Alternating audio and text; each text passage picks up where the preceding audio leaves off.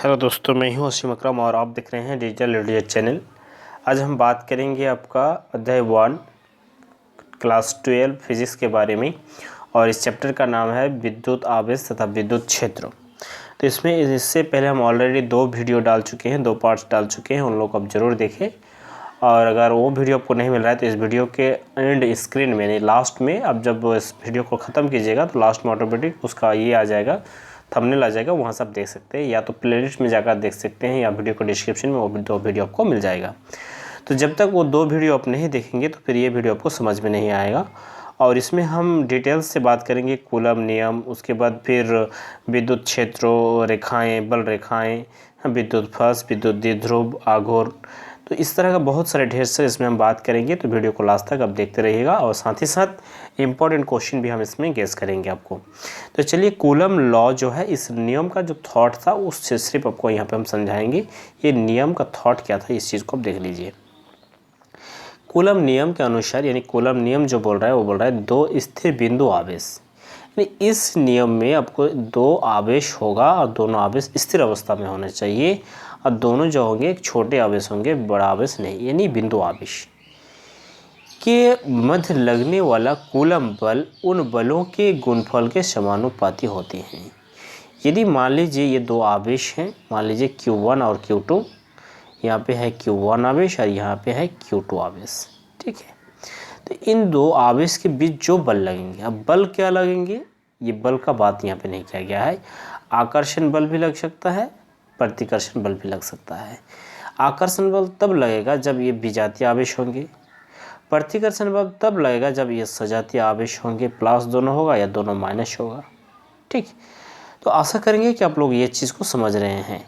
लेकिन अभी तक यहाँ पे बात हो रहा है कि 2 आवेश सिर्फ होना चाहिए, बिंदु आवेश। तो दोनों आवेशों के बीच जो बल लगेगा, चाहे वो आकर्षण बल हो चाहे वो प्रतिकर्षण बल हो, दोनों आवेशों के गुणनफल जो होंगे, आवेश जो होंगे उनके गुणनफल के अनुक्रमानुपाती होगा। इस चीज़ को यहाँ पे बताया जा रहा है। तो ये आपका इक्वेशन 1 हो गया। इसको समझाने के लिए हम यहाँ पे फिगर भी इशू किए हैं, लेकिन आप सबसे पहले आप फिगर को राइट साइड में करेंगे। जब आप ये करेंगे नोट्स इसको लिखेंगे और इसका जो डेफिनेशन है इधर लेफ्ट साइड में ये आप कीजिएगा, ठीक है। तो ये आपका पहला आवेश हो गया, या दूसरा आवेश, इन दोनों आवेशों के बीच की दूरी। अब दूसरा जो पॉइंट इसमें आपको ध्यान रखना है वो है आवेशों के मध्य की दूरी, यानी जो भी दूरी होगा, r हो, d हो, 10 हो, 5 हो, उनके वर्ग के अनुक्रमभूत क्रमानुपाती होते हैं। और 2 आवेशों के जो वर्ग माने दूरी होंगे, उनके जो दूरी का वर्ग का भूत क्रमानुपाती होगा, यानी दूरी जितना जितना ज़्यादा होंगे उतने उतने बल कम होंगे, यही इसका कहना है। तो इक्वेशन 2 हो गया। इक्वेशन 1 यानी समीकरण 1 और 2 से को अगर लेंगे तो Q1/Q2 ना Q1 × Q2/r² आया। जब हम यहाँ पे प्रोपोर्शनल टू को हटाए तो प्रोपोर्शनल टू को हटाने के लिए आपको K देना पड़ेगा। K जो होता है वो नियतांक होते हैं और K का वैल्यू इतना होता है 9 × 10⁹ न्यूटन मीटर स्क्वायर पर कूलम स्क्वायर। अब फिर बोलिएगा कि K का ऐसा मात्रक जो हो कैसे आया। तो यहाँ पे अगर आप गुणा करेंगे, यहाँ के F के नीचे कुछ नहीं है, तो गुणा करने पर ही आपको पता हो जाएगा कि यहाँ पे जो है आपका K और Q1 Q2 एक तरफ आ जाएगा, ठीक है। Q1 Q2 और नीचे या दूसरे अपोजिट साइड में, यानी उसका उल्टा साइड में जो है आपका नीचे, तो ये तो FR आ जाएगा, ठीक है, FR। और एक साइड में आपका आएगा Q1 और Q2। यदि हम K बराबर करेंगे तो FR/ नीचे आपका आ जाएगा Q1 Q2। अब यहाँ पे F का जो है ऐसा मतलब न्यूटन, r² यानी मीटर का स्क्वायर, और Q1 Q2 तो दोनों का अगर करेंगे तो कूलम स्क्वायर। शायद हम आशा करेंगे कि आपको समझ में आ गया होगा। कभी कभार इसको K का वैल्यू K नहीं लिख के 1/4 एप्सिलॉन नॉट लिखा जाता है। इसको हम एप्सिलॉन नॉट पढ़ेंगे। यदि सिर्फ ऐसे लिखेंगे एप्सिलॉन पढ़ेंगे, यहाँ पे 0 मतलब एप्सिलॉन नॉट। फिर एप्सिलॉन नॉट क्या है, इस चीज़ को हम यहाँ पे समझ लेते हैं। एप्सिलॉन नॉट जो होते हैं निवर्त में, यानी शून्य में, फाँका में जो है विद्युतशीलता, यानी विद्युत को शीलता। और एप्सिलॉन नॉट का जो वैल्यू होता है 8.85 × 10⁻12 कूलम स्क्वायर पर न्यूटन मीटर स्क्वायर, ये होता है। यहाँ पे देखिए, यदि कोई एप्सिलॉन r माध्यम हो, माध्यम उपस्थित हो तो कूलम्ब बल क्या होगा? तो कूलम्ब बल तब होगा 1/4 epsilon naught epsilon r Q1/Q2 बार आर स्क्वायर। यानी दो आवेश यदि यहाँ पे कोई माध्यम में स्थित हो, यहाँ पे एक आवेश है, यहाँ पे एक आवेश है, ठीक है, तो इसके बीच कुछ नहीं है। अब मान लीजिए एक यहाँ पे लोहा रखे हैं या सोने की चादर रखे हैं और चादर के इसमें एक तरफ आवेश Q1 और Q2 रखे, तब फिर ये माध्यम का अर्थ होता है कि एप्सिलॉन नॉट यहाँ पे आर आ जाएगा, नॉट के साथ साथ आर भी आ जाएगा।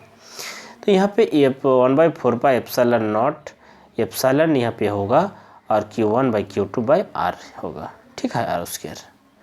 तो जाके अब हम यहाँ पे समझेंगे कि एप्सिलॉन नॉट और एप्सिलॉन आर अगर रहें तो दोनों ये करके एप्सिलॉन होते हैं। एप्सिलॉन का अर्थ होता है माध्यम की निरपेक्ष विद्युतशीलता और एप्सिलॉन आर का अर्थ होता है माध्यम की सापेक्ष विद्युतशीलता, ठीक है। अब निवर्त में कूलम्ब बल, निवर्त यानी फाँका में कूलम्ब बल जो है वो क्या होना चाहिए? तो 1/4 एप्सिलॉन नॉट। जब आपको निवर्त में कूलम्ब बल प्रूव करने के लिए कहे तो आपको ये प्रूव करना होगा। जब आपको माध्यम के लिए कहा जाए माध्यम, तो माध्यम मतलब होता है कि निवर्त में जो कूलम्ब बल होंगे उनसे आपका एप्सिलॉन आर मतलब भागा देना होगा, यानी जो माध्यम बोलेंगे उन माध्यम को वहाँ से भाग करना होगा। कभी भी अगर कुछ आपको बोल दे कि इस कोई एक पदार्थ है उनके बीच दो आवेश रखा गया है या उस माध्यम में दो आवेश रखा गया है तो उसका कूलम्ब बल निकाले, तो सबसे पहले आप निवर्त बल निकाल लीजिए और उस माध्यम का जो है विद्युतशीलता उसको आप जान लीजिए और उसको जानने के बाद उसे भाग दे दीजिए, वो आपका माध्यम पे आ जाएगा।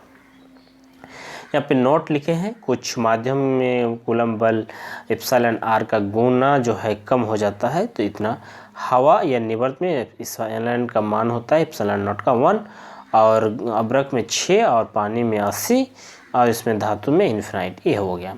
अब यहाँ पे एक एग्जांपल दिया गया है, दो आवेश जो है समान है, 1 कूलम आवेश है और आवेश एक दूसरे से 1 मीटर की दूरी पर स्थित है।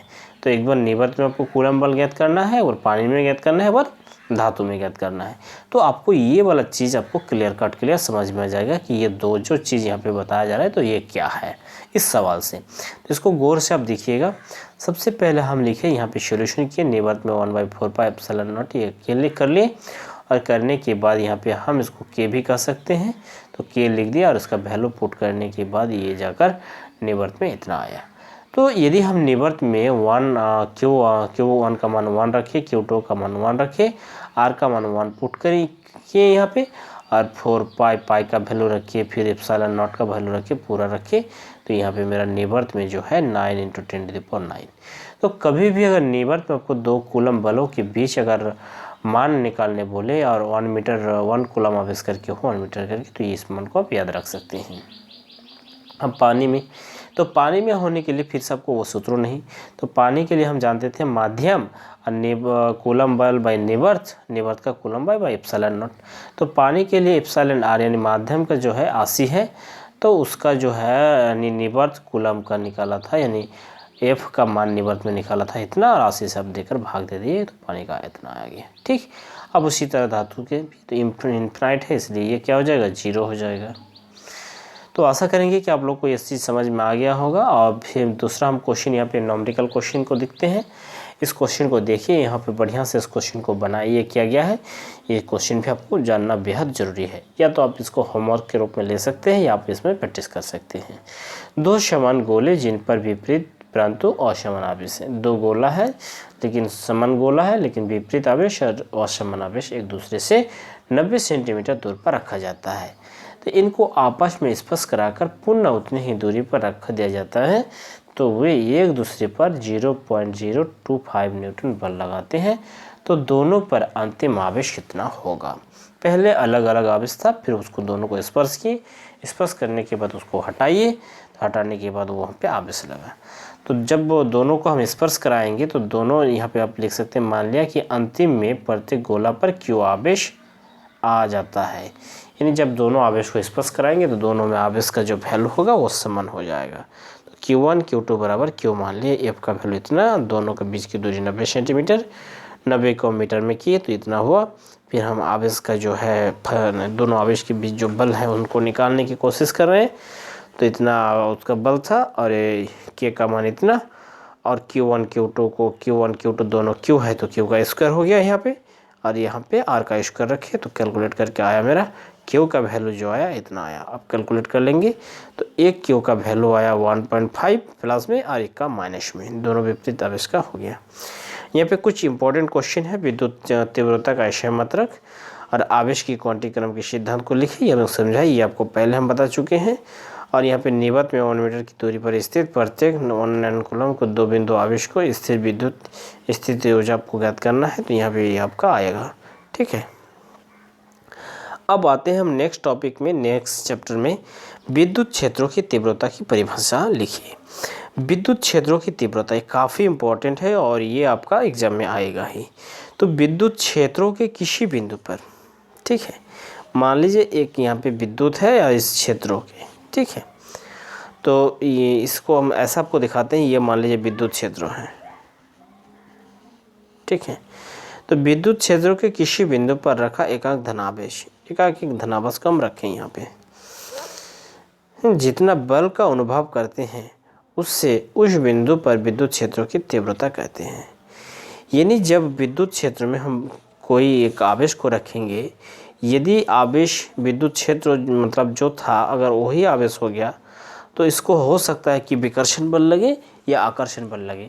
जो जितना ही वो अगर एकांक धनावेश ये हो जाए, क्यों ये एकांक धनावेश हो जाए, तो इनमें जितना मतलब बल अनुभव करेगा उसी को हम विद्युत क्षेत्रों की तीव्रता कहते हैं। यह एक क्या है, सदिश राशि है। इसका ऐसा मतलब जो है न्यूटन कूलम होता है, न्यूटन पर कूलम होता है। इस चीज़ को आपको याद रखना होगा और ये आपको एग्जाम में आएगा ही। और हम जो इम्पोर्टेंट क्वेश्चन बताएंगे उसमें भी ये क्वेश्चन को हम रखे हैं। तो विद्युत क्षेत्रों की तीव्रता को ई से हम सूचित करते हैं, ठीक है। विद्युत क्षेत्रों की तीव्रता को ई से सूचित करते हैं। विद्युत क्षेत्रों की तीव्रता ई बराबर जो होते हैं एफ बाई कूलम नॉट, यानी कूलम नॉट मतलब परीक्षण आवेश। यानी हम आपको जैसे ऐसे फिगर करके वहाँ पे समझाए थे, ये आपका विद्युत क्षेत्रों की तीव्रता हो गया। मान लीजिए ये ई है और यहाँ पे अगर क्यू नॉट है, यानी यह परीक्षण आवेश है, ठीक है। ई यानी विद्युत क्षेत्रों की तीव्रता के बीमीय सूत्रों, बीमीय सूत्र आप कैसे लिखेंगे, तो सबसे पहले हम बताए थे 11th क्लास का आप वीडियो जाकर देख लीजिए। बीमीय सूत्र निकालने के लिए फॉर्मूला आपको जानना जरूरी है। तो ई बराबर फॉर्मूला होता है F by Q not. F का जो है बीमीय सूत्र ये होता है। फिर अगर एफ आपको नहीं आता है तो एफ का फॉर्मूला आपको जानना होगा, एफ बराबर एम इंटू त्वरण होता है। यानी कि वो किसी भी वस्तु पर अगर मास है तो उसमें अगर फोर्स लगाएंगे तो उसका ये होगा। ये का आपको जानना होगा, ये मतलब मीटर यानी वस्तु, और ये का होता है मतलब मीटर पर सेकंड स्क्वायर। तो मीटर मतलब एल माने लेंथ दूरी, और पर सेकंड स्क्वायर माने टी का -2। तो ये आपका हो गया M L T to T पर -2। और आवेश का फार्मूला इससे पहले जाने थे। आवेश जो होते हैं क्यू बराबर होता है आवेश मतलब हम देखे थे वहाँ पे क्यू बराबर आई टी। आई मतलब होता है विद्युत धारा यानी एम्पियर, और यहाँ पे हो गया टी। तो इसको अगर कैलकुलेट करें तो ये मेरा आ गया T to the power -T T. तो इससे ये हो जाता है। अब यहाँ पे एक बेहतरीन सवाल है, इस सवाल को आपको देखना बेहद ज़रूरी है। इस सवाल को देखिए, क्यू आवेश से आर दूरी पर स्थित विद्युत क्षेत्रों की तीव्रता के लिए व्यंजक ज्ञात करें। यानी कोई एक आवेश है, क्यू आवेश है, और उन पर आर दूरी पर कोई एक छोटा सा आवेश होंगे, तो उन पर जो विद्युत क्षेत्रों की तीव्रता होगा उसके लिए एक व्यंजक ज्ञात करें। तो यहाँ पे एक हम क्वेश्चन लिए, एक ना इसको मान लिया। मान लेने के बाद यहाँ पे देखिए, यहाँ पे किताब में या मान लो लिखेगा, लेकिन आप किताब का भी नकल करेंगे तो मान लो मत लिखिए। मान लो मतलब जैसे आप लिखेंगे तो एग्जामिनर समझ जाएगा कि चोरी करके लिखा है, तो इसलिए आपको मान लिया, ये हमने माना है, ये चीज़ आपको प्रूव करना होगा। तो हम मान लिए कि वो बिंदु पर जो है कोई बिंदु आवेश क्यू रखा हुआ है, एक बिंदु है वो, उन पर एक क्यू आवेश को रखा गया है। इससे आर दूरी पर स्थित किसी बिंदु पी पर विद्युत क्षेत्रों की तीव्रता ज्ञात करना है, और इससे आर दूरी पर किसी बिंदु जो है पी, उन पर विद्युत क्षेत्रों की तीव्रता हमको ज्ञात करना है। तो इसके लिए बिंदु पी पर एक परीक्षण आवेश क्यू नॉट कल्पना करना होगा। मान लीजिए यहाँ पे कुछ एक शक्ति है जिसको हम क्यू कहते हैं, और इसका शक्ति हमको इतना दूर पर ज्ञात करना है कि कितना शक्ति है, विद्युत क्षेत्र की तीव्रता कितना है P बिंदु पर। तो जब तक हम वहाँ पे कोई चीज़ नहीं लाएंगे तब कैसे हमको समझा होगा कि ये इधर खींच, मतलब उसको बल लगा रहे हैं। तो इसलिए हम परीक्षण के लिए Q0 आवेश को लाएंगे, ठीक है। अब कूलम नियम के अनुसार हम जानते हैं, कूलम नियम के अनुसार क्या हो गया कि दो आवेश, यहाँ पे एक आवेश था बड़ा Q और यहाँ पे था Q0, दोनों आवेशों के बीच गुणनफल और उन दोनों आवेशों के बीच की दूरी के वर्ग के व्युत्क्रमानुपाती होते हैं। तो यहाँ कूलम बल के नियम के अनुसार F बराबर 1/4πε0, एक ये Q1 आवेश Q है, Q2 आवेश Q0 है, और यहाँ पे हम दे दिए r², ठीक है। और कि r² देने का यहाँ पे मकसद हुआ कि एक छोटा सा आवेश है और छोटा दूरी है, ये आपका OP दिशा में। बिंदु P पर विद्युत क्षेत्रों की तीव्रता बराबर E बराबर F/Q0 हो जाएगा, F बराबर Q0। तो E जो है, ठीक है, यहाँ पे E जो है, E का हम वैल्यू जानते हैं, ये F बराबर, हम ये फार्मूला विद्युत क्षेत्र की तीव्रता में जाने कि F बराबर Q0 होता है, और F का वैल्यू यहाँ से यहाँ तक ये F का वैल्यू हो गया, और यहाँ नीचे था Q0। तो Q0 ऊपर में भी Q0 था, तो Q0 दोनों कट गया। कटने के बाद जाकर विद्युत क्षेत्र की तीव्रता का फार्मूला ये आपका बन चुका, ये आपका न्यूटन कूलम हो गया। अब इसका जो है वायु या निवर्त के लिए K का वैल्यू 1 होता है, तो 1 होने पर यह हो गया, ठीक है। जब आपको बल बोलेंगे कूलम बल, तो आपको याद रखना होगा 1/4πε0 इंटू Q1 इंटू Q2/r²। जब विद्युत क्षेत्र की तीव्रता आपको बोलेगा तो 1/4πε0 इंटू Q/r² होगा, और इसका जो SI मात्रक होता है तो ये आपका न्यूटन पर कूलम होता है। न्यूटन पर कूलम अब कैसे, तो कैसे का मतलब होता है आवेश जो होते हैं, यानी ये जो है था आपका बल था, ठीक है, बल का ये सूत्र था, और ऊपर में आपका एक जगह में 2 कूलम था, तो कूलम स्क्वायर होना चाहिए था, और नीचे 1 कूलम था, तो कूलम कट गया, तो आपको क्या हो गया, न्यूटन कूलम हो गया, पर कूलम हो गया। अब यहाँ पे एक एग्जाम्पल दिए हैं, इस एग्जाम्पल को देख लीजिए। यदि आवेश Q बराबर 2 कूलम पर कार्यरत विद्युत बल F बराबर 100 न्यूटन है, ठीक है, 100 न्यूटन है, तब उस स्थान पर विद्युत क्षेत्रों की तीव्रता ज्ञात करनी है हमको, ठीक है।